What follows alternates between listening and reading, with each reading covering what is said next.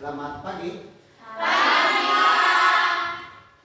Anak-anak, sebelum kita mulai pelajaran hari ini, saya minta satu orang pimpin dalam doa.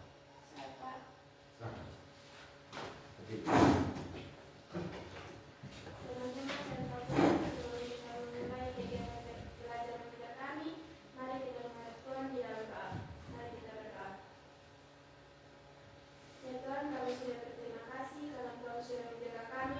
Dari malam hingga pada pagi hari ini. Pada pagi hari ini Tuhan, kami anak-anak-Mu mau melakukan kegiatan belajar kami.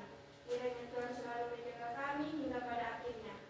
Hanya ini doa dan firman kami Tuhan, dari Kristus Tuhan dan Penantara kami. Amin. Terima kasih. Baik. Hari ini anak-anak hadir semua? Berapa jumlah kita? 20. 20? Nah ya. Jadi pas 22 ya. Kemudian kita lihat tema sejarah pendidikan kita. Kenapa? Kita cek kerapian kita semua ya. Coba saling berhadapan kalian. Apakah bajunya ada yang terlipat, rambutnya tidak ikat, gitu ya? Gimana? Sudah? Sudah, Pak. Kemudian lihat di bawah rantai. Apakah ada sampah di bawahnya? Tidak ada, Pak. Apa? Tidak ada? Tidak. Baik.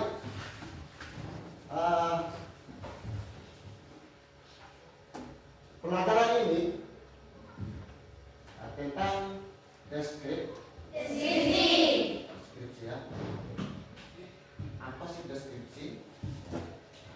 Jadi deskripsi itu sebuah gambaran objek, ya. Anda ataupun kalian dari rumah ke sini pernah lihat suatu objek? Apa yang kamu lihat? Misalnya burung, pemandangan. Itu dikatakan deskripsi atau tidak? Deskripsi. Nah, ada berapa bentuk deskripsi? Boleh manusia, hewan, pemandangan. Itu menjadikan sebagai objek. Baik. Itu tentang deskripsi. Apa sih tujuan pembelajaran kita hari ini? Ya. Ada dua tujuan pembelajaran pada hari ini. Yang pertama, mengidentifikasi informasi dalam teks deskripsi tentang objek. Lihat di gambar. Nah ini misalnya tempat wisata, tempat bersejarah, sekolah atau suasana pentas seni daerah yang didengar dan Dibaca. itu struktur tujuan pembelajaran. Nah, dalam mengidentifikasi informasi dalam teks deskripsi itu ya, ada yang namanya struktur ya. Struktur dalam mengidentifikasi deskripsi ya. Strukturnya apa? Yang pertama, ada yang tahu? Identifikasi. Ada yang bisa nggak identifikasi itu? Apa itu identifikasi? Bagian awal dari teks deskripsi yang berisi pengenalan nama, objek, makna nama, lokasi, secara lahirnya, atau gambaran umum lainnya tentang objek yang dideskripsikan. Ya, mengidentifikasi itu pengenalan suatu objek. Itu yang pertama dalam struktur deskripsi. Yang kedua apa lagi? Deskripsi bagian. Apa? Deskripsi bagian. Deskripsi Bagian. bagian. Nah, deskripsi bagian siapa yang tahu?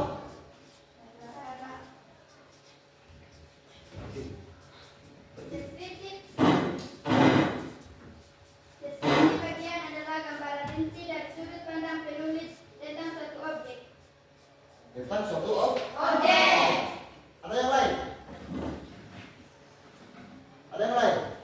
Tentang deskripsi strukturnya bagian. Siapa? Nah, baik. Itu struktur deskripsi bagian. Kemudian yang ketiga, Simpulan simpulan dan kesan. ada yang tahu nggak? Terus kesimpulan dan kesan adalah bagian yang berisi kesimpulan atau kesan dari hasil pengamatan penulis terhadap objek. Iya, pengamatan hasil terhadap objek. Itu kesimpulan dalam suatu teks deskripsi. Itu yang berkaitan dengan mengidentifikasi kesimpulan teks deskripsi, strukturnya seperti itu ya. Kemudian yang kedua, melakukan percobaan dengan mendeskripsikan suatu objek.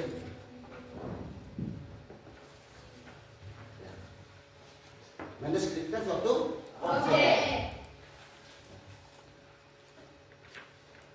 Mengidentifikasi suatu objek. Kita lihat gambar. Ya, objek yang kita mengidentifikasi seperti ini. Inilah objek deskripsi. Nah, kalian pernah lihat rumah seperti ini? Nah, letak dan posisi tempatnya rumah seperti ini di mana? Kampung Tarung itu berada di Sumba. Apakah kalian bisa mendeskripsikan suatu objek itu? Bisa? Bisa. Nah, sekarang Pak Guru membuat kelompok. Ya. Jadi kelompoknya empat kelompok. Nah, sekarang yang bagian depan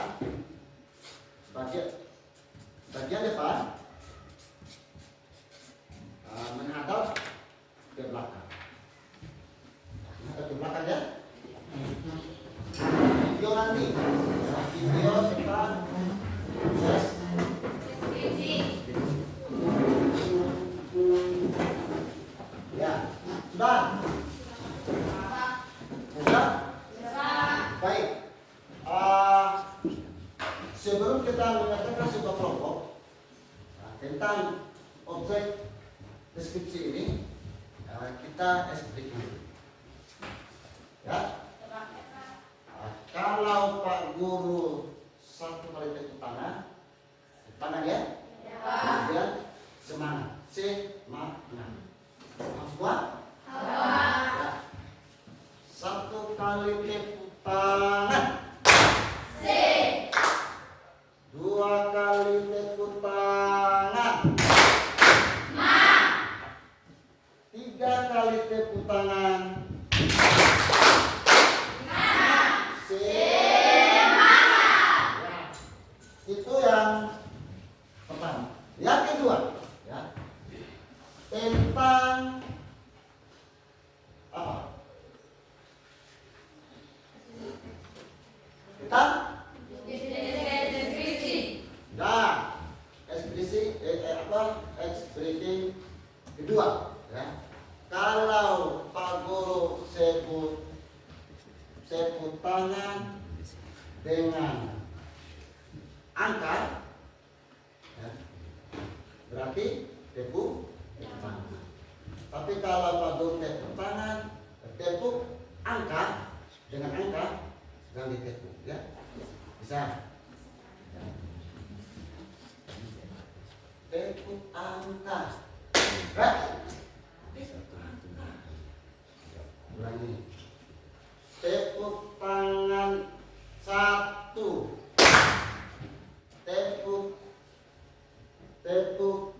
Tepuk angka.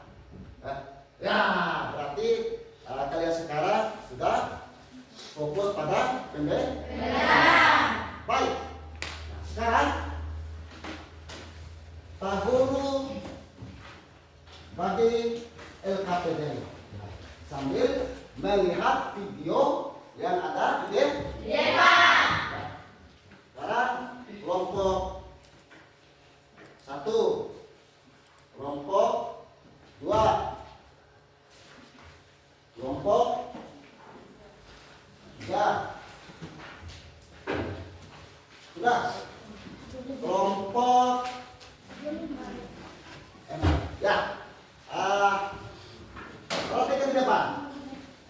Negara Indonesia atas kerja kerasnya pahlawan. Nah, pahlawan yang memperjuangkan Indonesia ini ada yang tahu? Pahlawan yang memperjuangkan apa? Negara Indonesia. Siapa yang tahu? Pahlawan. Patimura. Berarti kelompok ini namanya kelompok Patimura. Siapa lagi? Ya, Ahmad Yani. Nama kelompoknya Ahmad Yani. Yang lain? Soekarno Hatta. Berarti ini kelompoknya Soekarno. Ini kelompok ini Bagur kasih kelompok Jenderal Sudirman. Ya, itu pahlawan. Itu termasuk pahlawan. Jenderal Sudirman itu pahlawan.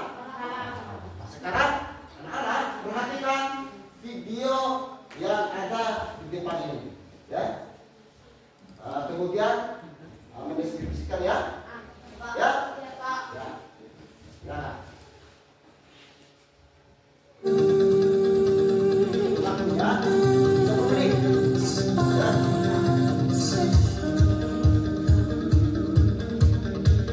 Sumba Barat merupakan sebuah kabupaten di Pulau Sumba yang kaya akan tempat-tempat yang luar biasa indahnya.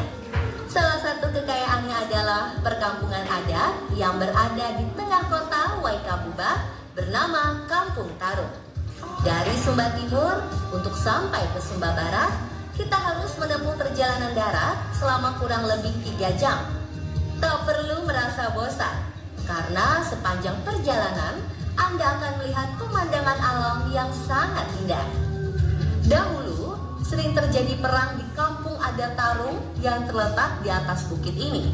Bahkan mereka kerap menggantung kepala manusia di sebuah ranting pohon keramat. Karena dulu antar kampung pun mereka berperang, dan siapa yang cepat dia yang menang. Jadi kepalanya itu selalu diambil. Kalau kepala itu diambil, direbus, diguliti, terus rambutnya ada di dalam, tengkorangnya ada di atas itu, adung itu. Misteri tentang kampung terus berlanjut. Kami bertemu dengan salah satu warga yang akrab disapa Mamat Yuli. Beliau banyak bercerita mengenai kampung adat Tarung. Di sini terdapat 36 rumah adat dan 12 rumah utama. Hebatnya, khusus untuk rumah utama, rumah ini sudah berdiri sejak 1000 tahun yang lalu. Rumah-rumah ini juga tidak dibatasi oleh pagar. Mereka membatasi tanah masing-masing dengan melihat di mana titik jatuhnya hujan.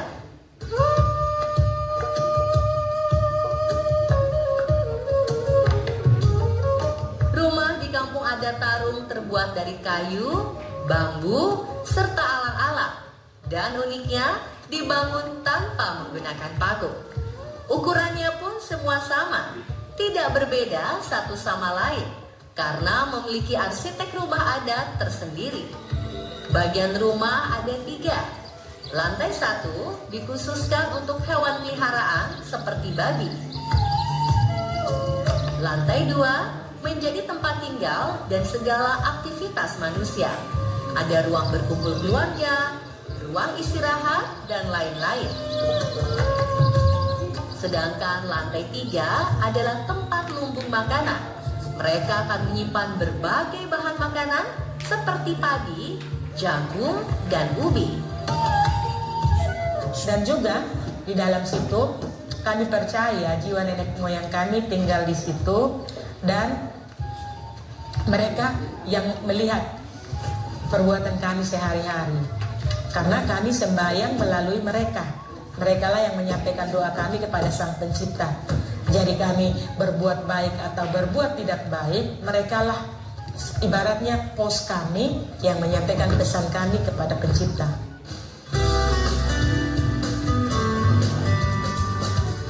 Rumah adat utama memiliki berbagai nama sesuai dengan fungsinya.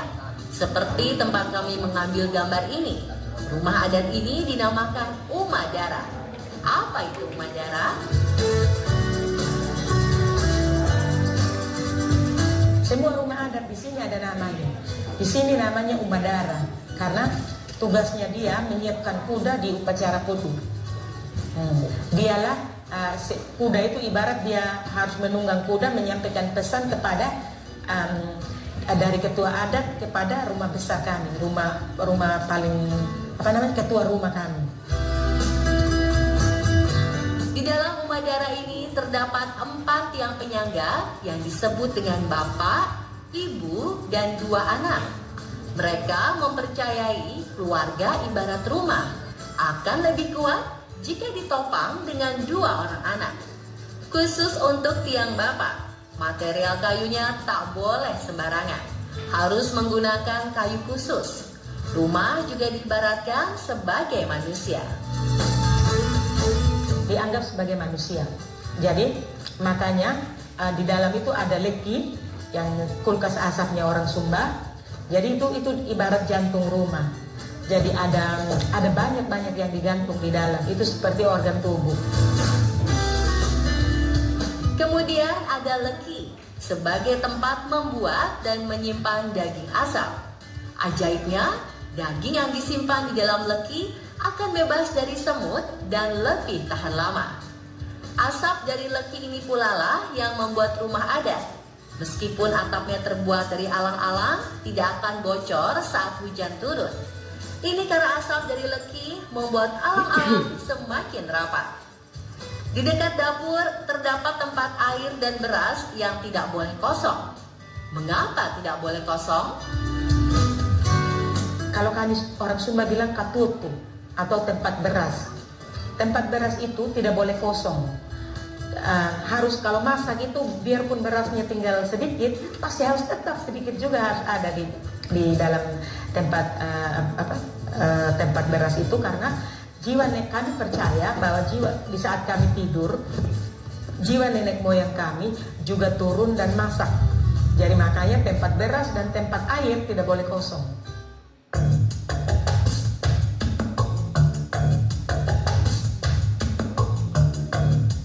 Di lantai 2 juga banyak digantungkan taring babi. Menurut mereka, hal ini dapat diartikan sebagai sejarah keluarga. Ketika di rumah banyak digantungkan taring babi dan kepala kerbau, berarti keluarga tersebut memiliki status sosial yang tinggi karena mampu membeli babi dan kerbau yang harganya cukup mahal. Di sini juga terdapat batasan bagi seorang wanita yang dipersunting oleh pria asal Kampung Tarung. Perempuan dari suku lain menikah dengan suku di mana kami tinggal sekarang. Jadi dia itu tidak lahir, bukan asli dari suku kami. Karena dia bukan asli dari suku kami, jadi ada tempat-tempat tertentu yang mungkin dulunya tidak boleh dia ketahui. Jadi dia dilarang untuk ke sana.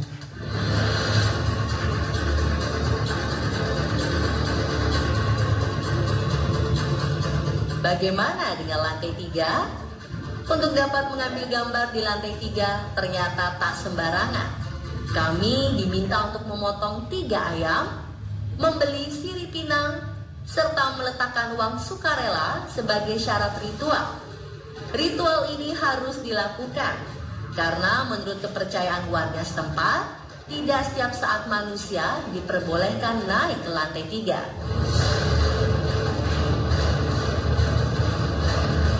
Ritual dimulai dengan sang pemilik rumah, Bapak Lado Negitera, membacakan kalimat doa disertai memotong ayam. Ayam tersebut kemudian dibakar oleh seorang pemuda yang tidak diperbolehkan berbicara sedikitpun, karena sambil berdoa di dalam hati. Setelah ayam itu dibakar, Bapak Lado akan melihat tali perut ayam. Apakah kami sudah mendapat izin dari leluhur mereka atau belum? Beruntung, menurut Bapak Lado, tali perut pada ayam tersebut bagus, yang menandakan leluhur menerima kedatangan kami untuk mengambil gambar di lantai 3. Khusus untuk naik ke lantai 3, hanya diperbolehkan para lelaki. Kaum perempuan hanya boleh menunggu di lantai 2. Selain menjadi tempat menyimpan lumbung makanan, di lantai 3 juga terdapat bambu berwarna hitam yang sudah berusia 8 abad.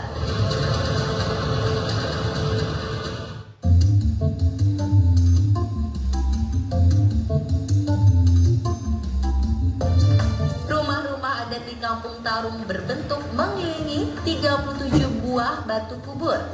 Ini menandakan bahwa kematian sangat dekat dan selalu berada di sekitar mereka. Dan fakta yang menarik adalah jasad dalam kubur batu tersebut seluruhnya menghadap ke arah rumah. Kami percaya bahwa jiwa nenek moyang kami itu selalu kembali di dalam rumah. Jadi dia harus hadap rumah. Karena jiwa nenek moyang kami hidup bersama kami. Dialah yang memantau kami, melindungi kami dan melihat apapun yang kami perbuat. Dan mereka menyampaikannya kepada pencipta. Jadi kuburan juga selalu ada di depan rumah, karena waktu kami sembahyang atau adakan ritual, kami selalu sebut nama nenek moyang kami yang dikubur satu persatu. Jadi kalau dia di depan rumah, otomatis kami ingat siapa yang dikubur di situ.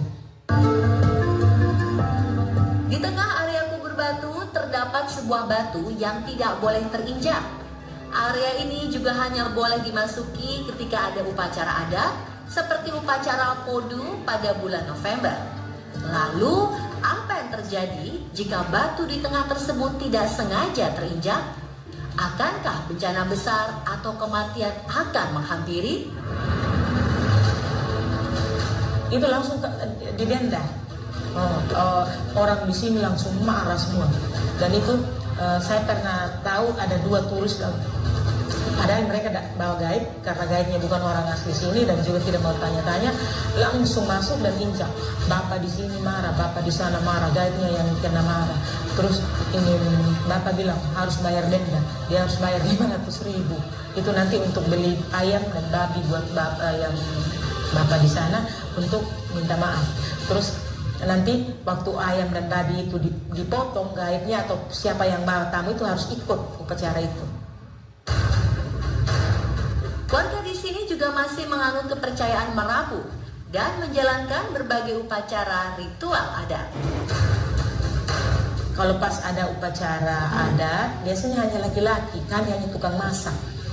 Masak persembahan-persembahan itu kami yang masak. Tapi yang bakar ayam, yang seperti tadi, semuanya urusan laki-laki. Tapi ritual itu kalau misalnya mau tanam padi, sembahyang, adakan ritual kecil. Mau potong padi, adakan ritual kecil. Ada yang baru lahir, adakan ritual kasih nama anak. Orang hamil 3 bulan, bilang lindungin rumah dari yang jahat-jahat, roh-roh jahat. 7 bulanan, juga lindungin rumah dari yang jahat. Biar nanti lahirnya lancar begitu. Jadi selalu ada upacara. Jadi orang Sumba itu tidak sembahyang tiap hari, hanya ada ritual tertentu di saat-saat tertentu. Karena orang Sumba juga percaya bahwa kelakuanmu sehari-hari adalah doamu. Kamu berkelakuan baik berarti kamu mendoakan yang baik. Kamu berkelakuan jelek, kamu mendoakan juga yang jelek. Itu seperti itu. Makanya kalau sembahyang itu hanya pada upacara-upacara tertentu yang memang perlu.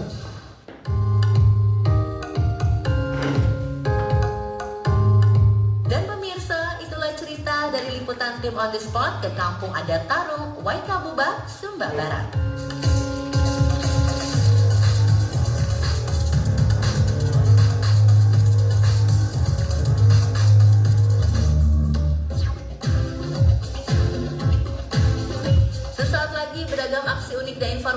mencengangkan. Baik, sudah kita nonton? Nah, yang kita nonton itu apa namanya? Deskripsi. Nah, oleh karena itu guru sudah bagikan sebuah lembar kerja. Untuk itu setiap kelompok silakan bekerja. Ya, saya. Waktunya 30 menit.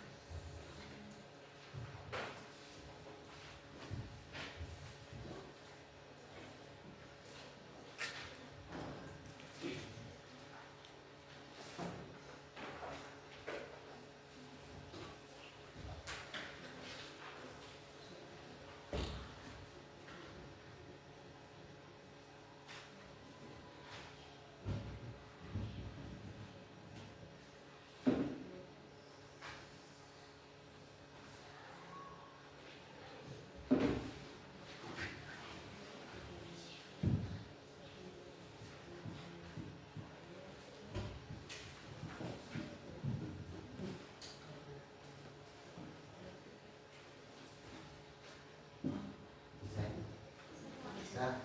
Oke. Ini kelompok apa? Kelompok Hah? Kelompok Sudirman. Mana kelompoknya? Kelompok Sudirman. Ini bagaimana ada yang ada? Kelompok Ahmad Yani. Kelompok ini ada kendala? Tidak ada. Kelompok apa namanya? Oke.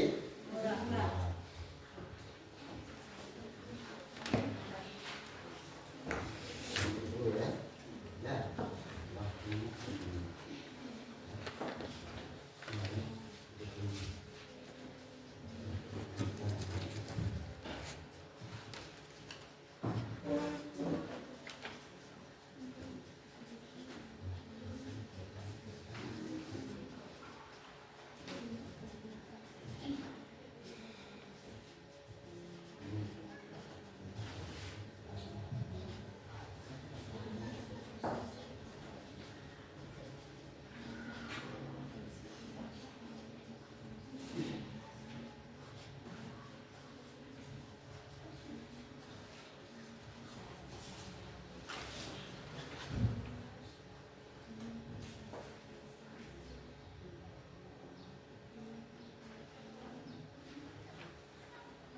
Ada yang mau bertanya tidak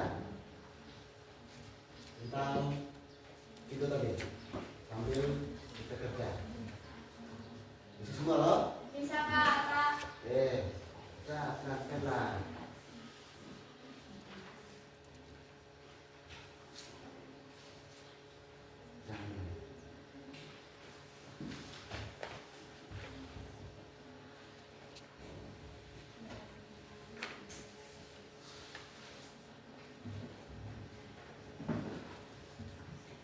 Coba kelompok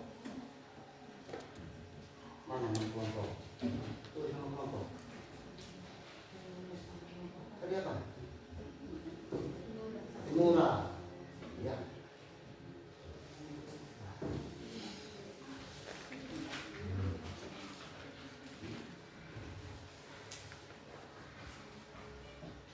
Jenderal Sudirman gimana?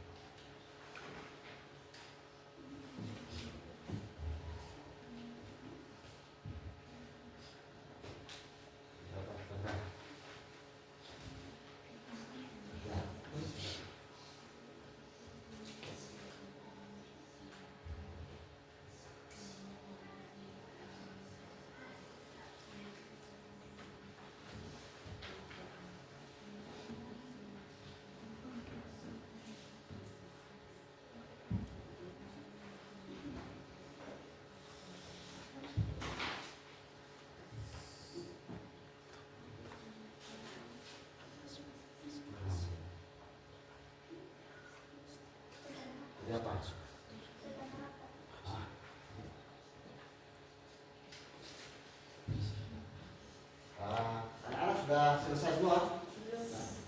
Sudah, Pak. Sudah? Kelompok generasi lima? Sudah. Sudah? Ya. Kelompok Sudah, Pak. sudah? Sudah, Pak. Sudah? Sudah. Baik. Kalau kelompok sudah selesai pekerjaan tentang objek tadi,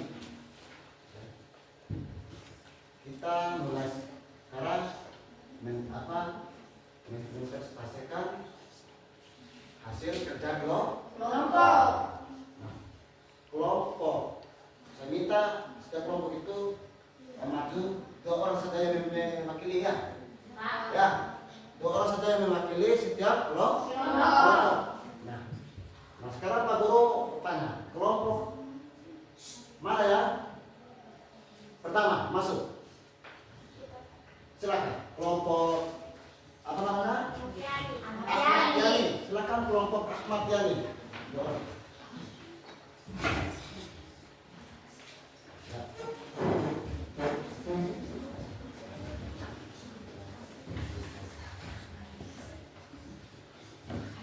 Selamat pagi teman-teman. Pagi. Kami dari kelompok Ahmad Yani ingin mempresentasikan hasil diskusi kami. Perkenalkan, nama saya Immaculata Rosmantirina dan teman saya Desinta Andinginani dan mewakili kelompok kami.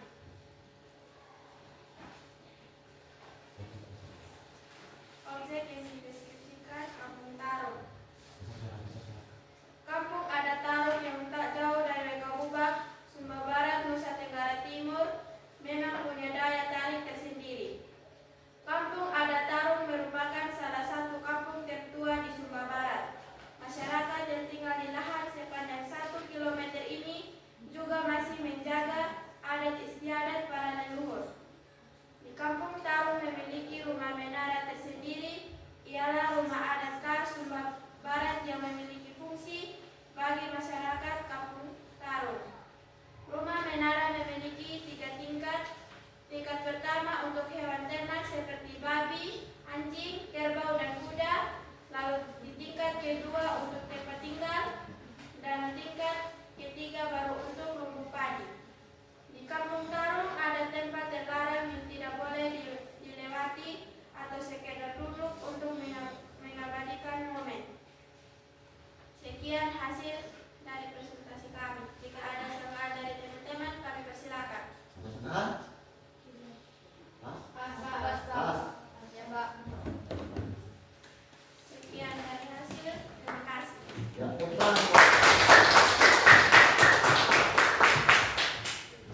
selanjutnya kelompok yang maju di depan. Kelompok Soekarno Hatta. Silakan kelompok Soekarno Hatta. Tangan dulu. Selamat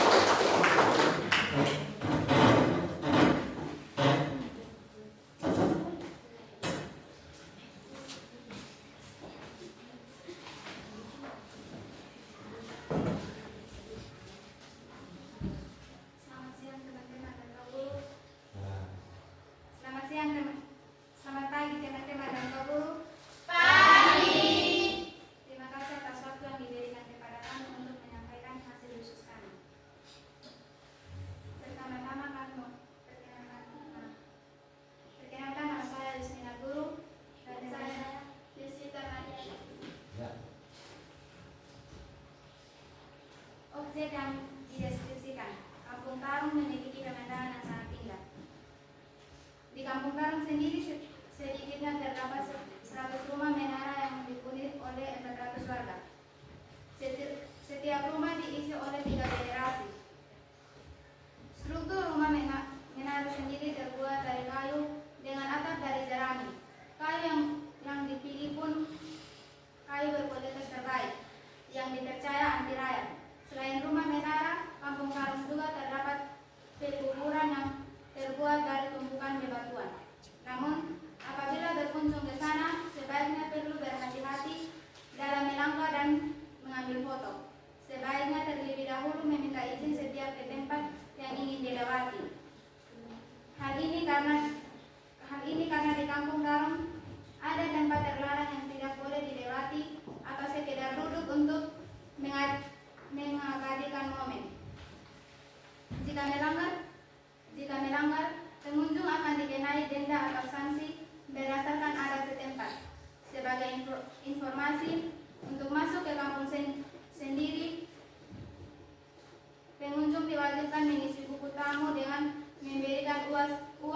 sejumlah uang yang tidak dipatok.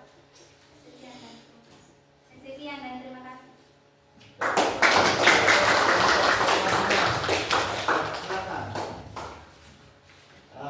Selanjutnya kelompok berikut kelompok Patimura. Silakan kelompok Patimura.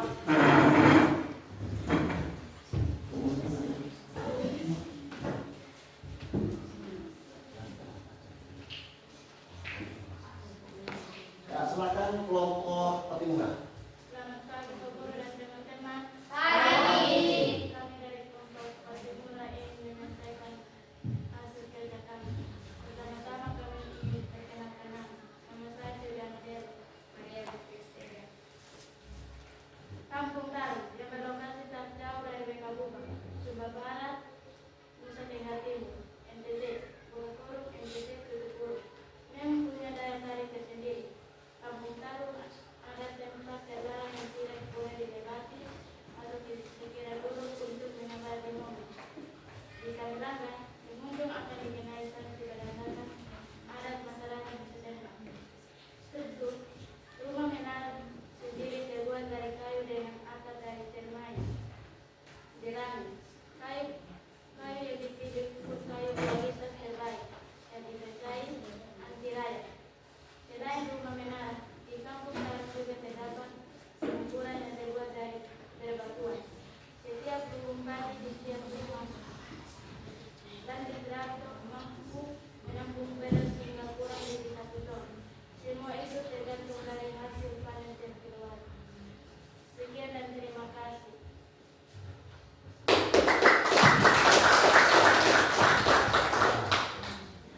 Silakan kelompok Juraya. Kelompok Patimura.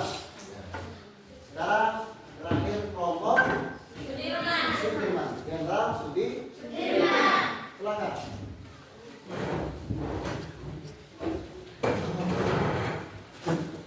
Tepuk tangan dulu.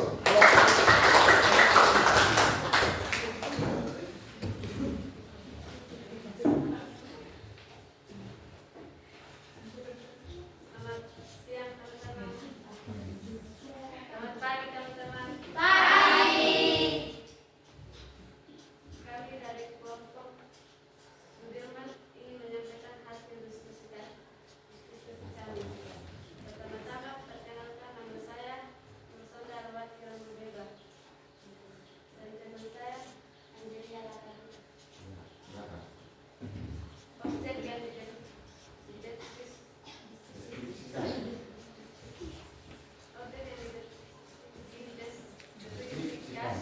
Kampung Adat Taru.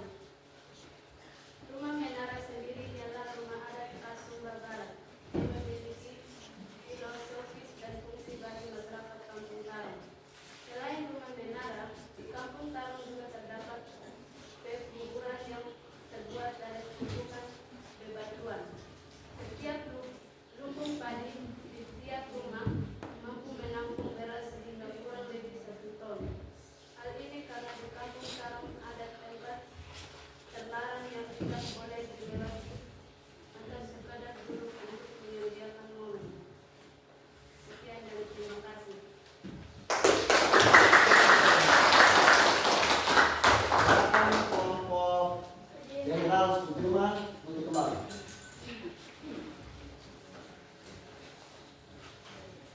Baik.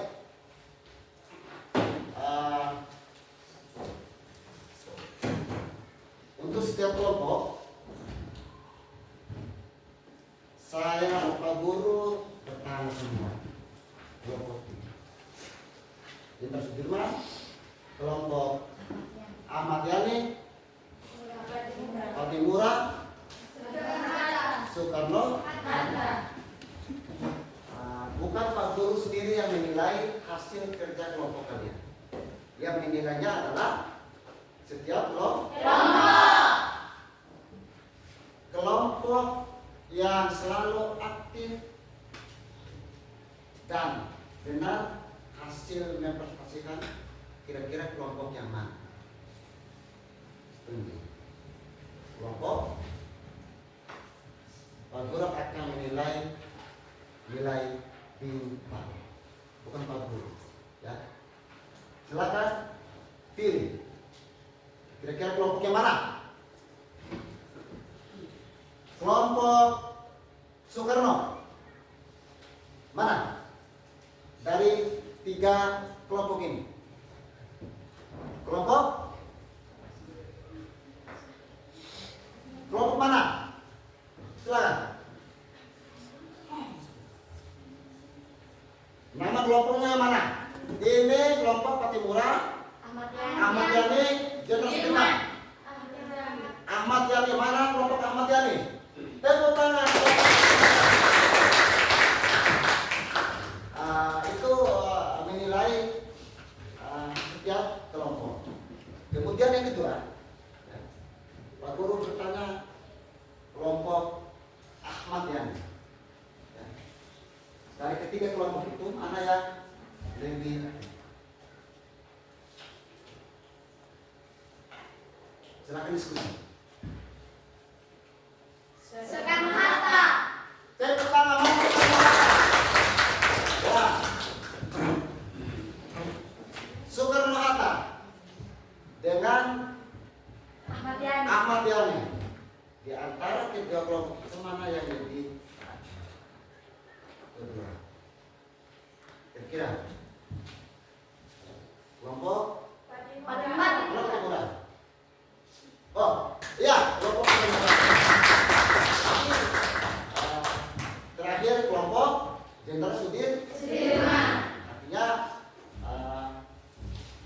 kelompok Jenderal Sudirman itu sudah aktif sebenarnya, tapi masih ada yang kurang untuk mendefinisikan kedua Objek. Ya. Oke. Ada pertanyaan tidak?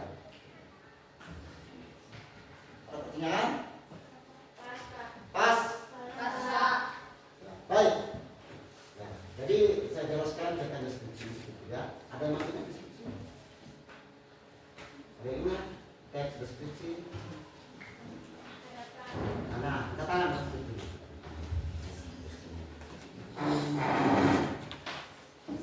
Teks deskripsi adalah teks yang berisi penggambaran suatu objek. Objek ya. Jadi yang kita pelajari hari ini tentang objek, baik itu objek wisata maupun objek benda dan makhluk hidup. Siapa sih makhluk hidup itu? Manusia. Itu tentang apa namanya, deskripsi ya. Itu deskripsi. Baik. Pak Guru kembali bertanya, ada pertanyaan tentang video tadi.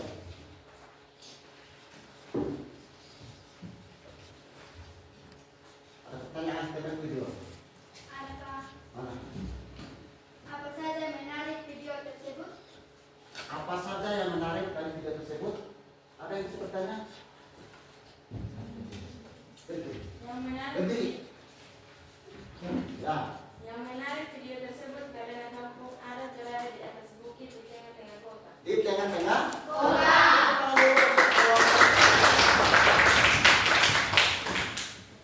Kedua, ada pertanyaan lagi Adakah tentang materi hari ini. Silakan kelompok Ahmad Yani. Mengapa teks deskripsi harus menjelaskan objek secara rinci? Secara rinci. Teman-teman, ada yang bisa bertanya apa menjawab pertanyaan dari kelompok Ahmad Yani? Mana? Ya, kelompok Soekarno-Hatta. Karena teks deskripsi memiliki tujuan untuk menciptakan pengaruh panca indera pembaca sehingga bisa menghasilkan kesan tertentu berdasarkan imajinasi dari masing-masing pembaca. Gimana? Benar tidak? benar? Nah, tepuk tangan dulu. Selanjutnya kelompok mana lagi yang mau bertanya?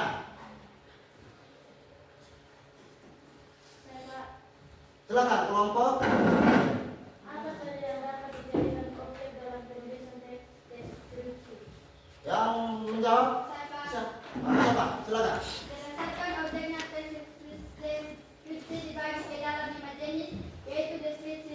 agenda, alam peristiwa dan suasana. Betul tidak? Betul, Pak. Atau ada yang lain lagi yang bisa menjawabnya? Pertanyaan di kelompok sana? Pas? Oke. Ada lagi? Baik. Nah, itu tentang teks deskripsi. Salah satu gambaran suatu objek. Nah, anak-anak, ada beberapa teks deskripsi. Ya. Yang pertama, teks deskripsi itu apa? Satu, ada yang tahu? Deskripsi ruang. Teks deskripsi Ruang. ruang. Ada yang tahu deskripsi ruang? Ada? Kelompok Soekarno.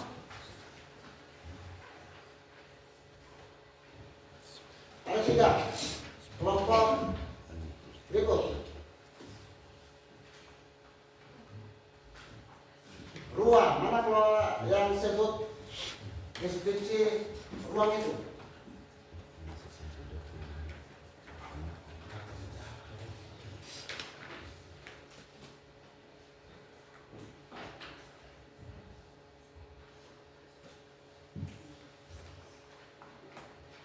Siapa? Hah? Nah, kita lihat gambar di sini. Ya. Kita lihat di gambar di sini. Terus, ya. Jenis-jenisnya. Jenis-jenis deskripsi.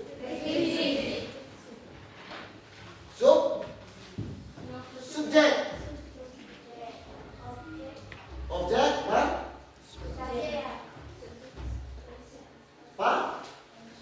fakti. Ya. Ya. Jadi deskripsi subjek adalah deskripsi yang menggambarkan suatu objek berdasarkan atas kesan yang dimiliki oleh penulis tersebut. Artinya berdasarkan kesan yang dimiliki oleh penulis tersebut. Kemudian deskripsi spasial tentang deskripsi Teks deskripsi yang menggambarkan ruang, tempat atau lokasi berlangsungnya sebuah peristiwa. sebuah peristiwa, ya, menggambarkan objek seperti tempat, ruangan atau suatu benda. Contohnya seperti apa? Contoh seperti apa? Deskripsi spasial. Ini ruangan ini. Ruangan ini kan bisa kita dijadikan sebuah deskripsi. Manusia juga seperti itu, ya. Ya, Pak. Bisa sebagai deskripsi. Kemudian tiga, Objektif. objektif. Apa itu objektif? Adalah jenis teks deskripsi yang menggambarkan objek seperti tafsiran atau kesan perasaan pengarang terhadap Ya, hal kesan, tersebut. ya, kesan dan perasaan terhadap pengarang ya. Pengarang ya. Nah, itu jadi jenis deskripsi itu ketiga. Pertama, Objektif. pertama, Subjektif. dua, Spasial. tiga, Objektif. objektif. Ya, itu jenis-jenis teks deskripsi. Jadi beda dengan strukturnya tadi itu. Jadi strukturnya yang pertama identitasnya, kemudian bagian kedua, tiga, Simpulan kesimpulan dalam teks deskripsi. Ya, ini yang berkaitan dengan teks deskripsi. Nah, sekarang secara lisan, bagaimana kita menanggapi hasil itu tadi? Kelompok Soekarno.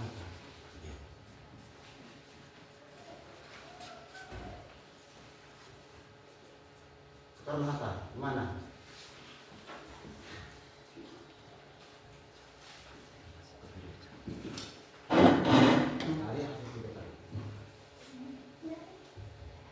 menanggapi video tadi itu?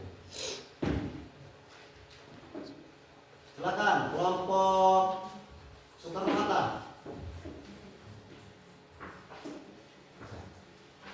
Kesimpulan yang saya tentang Bukan kesimpulan. Menanggapi video tadi itu. Ya. Apa yang kamu dengar dan apa yang kamu lihat video tadi? Ya, berdiri. Kampung Adat Tarung memiliki pemandangan yang sangat indah. Memiliki pemandangan yang sangat indah. Kelompok lain antara yang menanggapi video. Ya, silakan kelompok Karena Kampung Tarung berada di tengah-tengah kota. di tengah-tengah Kota. kota. Berarti Kampung Tarung itu bertengah-tengah di Kota. tengah-tengah dia. Di atas bukit. Bukit. Itu Kampung Tarung. Jadi Kampung Tarung itu biasanya dikunjungi oleh wisata, baik itu wisata lokal maupun wisata luar negeri. Jadi Kampung Tarung itu biasanya ada budayanya, kegiatan budayanya, ya, setiap tahun. Itu Kampung Tarung misalnya, ya. Jadi dari sini berapa kilo? Kita 20 kilo atau 25 kilo lah dari sini ke Kampung Tarung. Jadi kalau mau berkunjung di Kampung Tarung silakan. Yang belum melihat Kampung Tarung silakan pergi kunjungi Kampung Tarung dengan membawa karcisnya. Membawa itu membayar karcis. Nah, itu tentang Kampung Tarung ya. Siapa yang pernah ke Kampung Tarung? Nah, lagi Tora. Apa yang kamu lihat di sana? Batu kubur. Lihat batu kubur itu di mana? Depan. Apa lagi? Rumah ada. Rumah ada banyak ya. Kemudian apa lagi?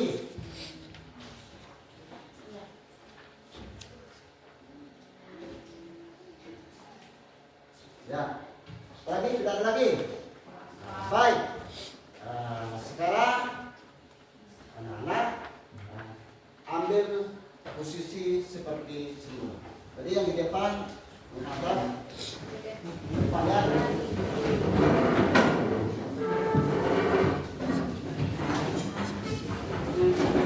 Ya, silakan.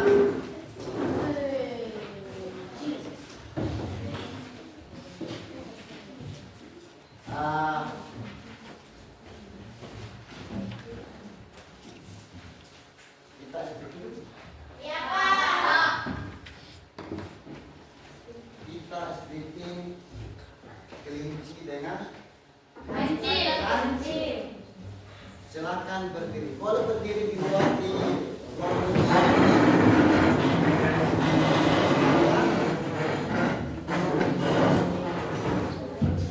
kalau aku sebut kancil, di depan mana? Kiri. Ya. Kalau aku sebut kelinci, kalau Pak bilang 2 kali kelinci berarti 2 kali Ke kiri. 2 kali ke kanan. Ingat ya, Ya, Pak. kelinci di Kanan. kanan, Kancil di kiri. kancil di Kiri. 1 kali kelinci, 2 kali kelinci, ya. 3 kali kancil. Sudah? 1 kali kelinci, 2 kali kancing. Lompat jauh-jauh, gitu ya. Ya, Pak. Ini kita lompat ya. Ada yang salah? Tidak ada Pak. Ada salah? Hukuman. 3 kali kelinci.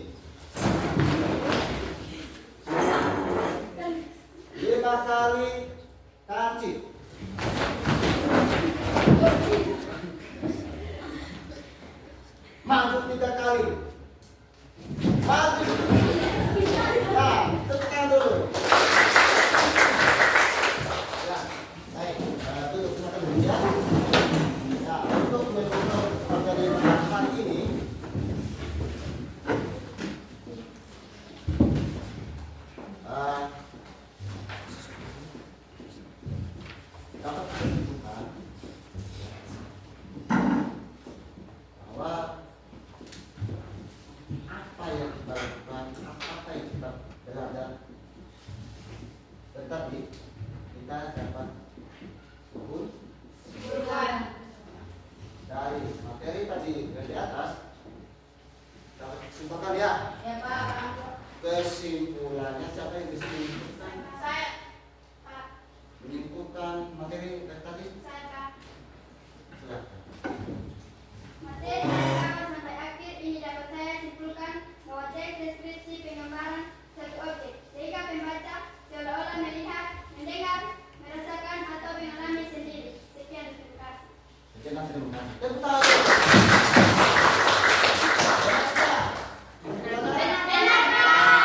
Ada lagi yang bisa menyimpulkan materi? Ada Pak. Silakan, Rosman. Kesimpulan dari saya tentang deskripsi ini bahwa memiliki 3 struktur, Ya.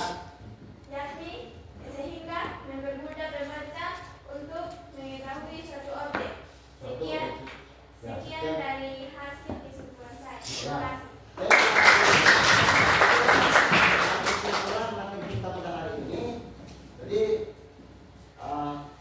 kesimpulan materi tentang deskripsi ini, jangan malas-malas membaca. Kenapa? Ketika kita itu tidak membaca, tidak ada atau tidak dapat kita dapat ilmunya. Ya.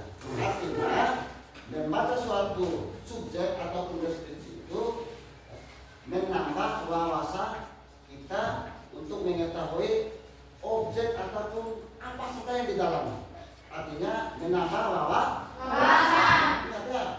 Rajin-rajin belajar apa? Membaca ya? Karena informasi di dalam itu banyak sekali. Ya. Ketika orang bertanya apa informasi kita tahu. Karena kita tidak membaca. Tapi kalau orang membaca, sering membaca suatu teks itu, teks apa saja, orang bertanya, kenapa? Kita ini. Karena kita sering membaca. Ingat ya, di rumah siapa bilang di rumah itu tidak ada teman. Banyak sekali teman. Teman itu selalu ada di samping kita. Malam, siang, pagi, sore. Apa teman-teman kita di sana? Yaitu buku. Mau berbicara dengan teman itu silakan. Maksudnya apa? Membaca. Mau bermain dengan teman itu silakan. Artinya menulis. Itu ya, ingat ya. Jangan lupa di rumah itu belajar. Kemudian terakhir kita Pak Guru ada refleksi. Refleksi ya. Refleksi kelompok ini tadi ya, tentang pelajaran tadi ya. Bagaimana? Ya. Ya. Ya. Nah, sambil tulis itu refleksi ya. Kemudian pertemuan berikutnya ya, kita akan belajar tentang bagaimana kita menetapkan unsur-unsur kebahasaan dalam teks deskripsi. Silakan refleksi sambil ya, sambil tulis refleksinya ya. Ya, nah itu pertemuan berikutnya ya. Tentang apa tadi? Tentang tapi pertemuan berikutnya tentang unsur-unsur kebahasaan dalam teks deskripsi. Ya, ingat. Kelompok di sana apa? Pertemuan berikutnya. Unsur-unsur kebahasaan dalam teks deskripsi. Ya, sudah ya. Nah, itu mengenai pertemuan kita berikutnya. Jadi sudah selesai? Sudah Pak. Refleksinya? Sudah Pak. Sudah. Sekaligus kumpul dengan LKPDA.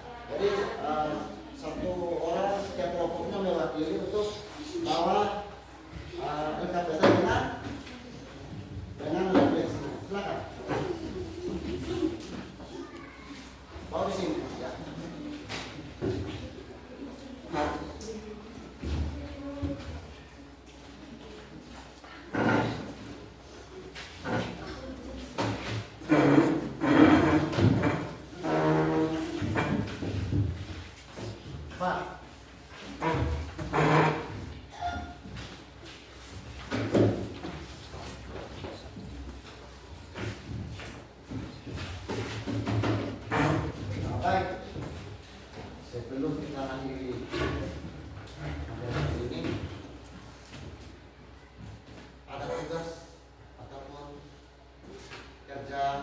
Di rumah ya.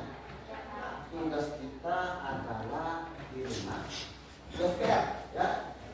Tugas rumahnya mendeskripsikan benda. Mendeskripsikan mendeskrip